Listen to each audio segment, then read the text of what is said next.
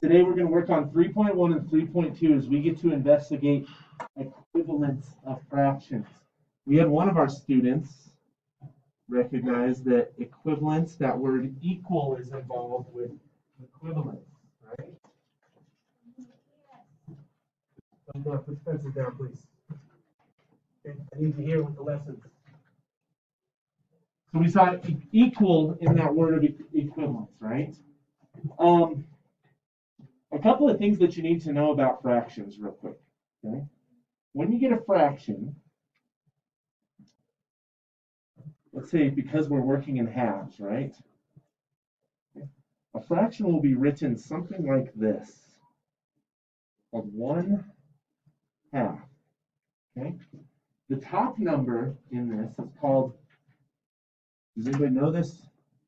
It's called the numerator. Okay? And the bottom number is called the denominator. Okay?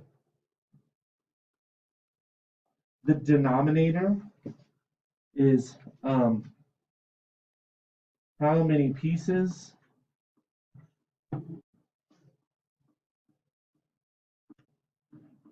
the whole is divided into.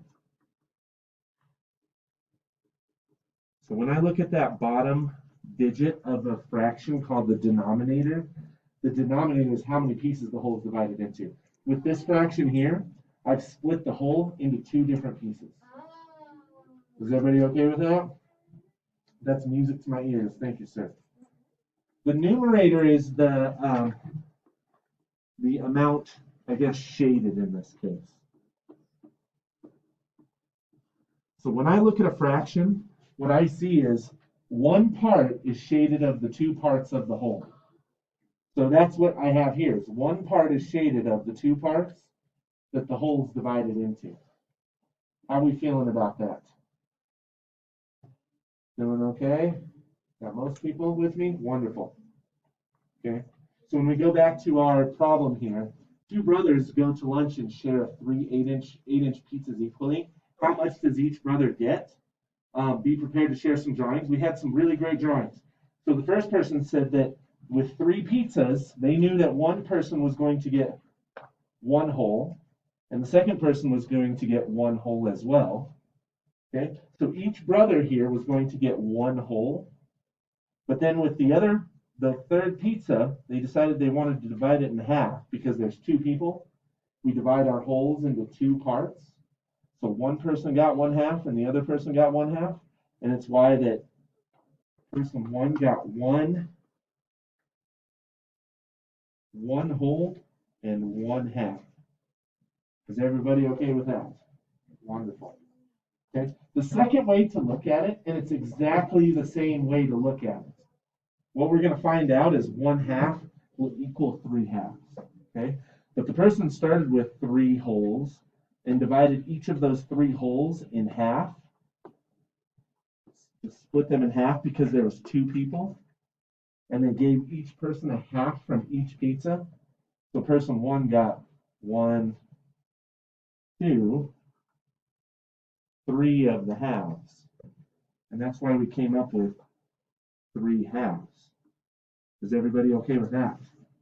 Okay. What you'll see with this, if you took one of the halves and connected it with the other half that the person was having, that's one whole, right? So there's one whole here and then another half, which is why 3/2 equals 1 and 1/2.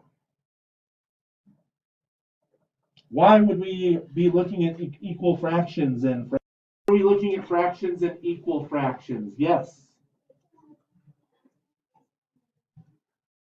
Okay, so yeah, mainly with our operations, and I'm going to give you a thought about this especially with division.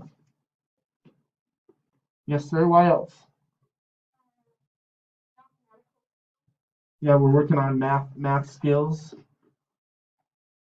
Most particularly, we're working on fractions, and we're visualizing these fractions. And eventually, I know several people struggled with the whole idea of decimals. working on fractions. Fractions and decimals are the same thing, by the way. Okay. They can be the same thing, yes. Okay. What they're showing is parts of a whole. Okay. Really quick, I want to show you something. When you write a fraction, it's a division problem. This says 1 divided by 2. The same thing as 1 divided by 2. Okay. So what you're saying is one whole, cutting it in half, dividing by 2, and it's just one of those two parts. You know? Anytime you see a division or a fraction, it's a division problem.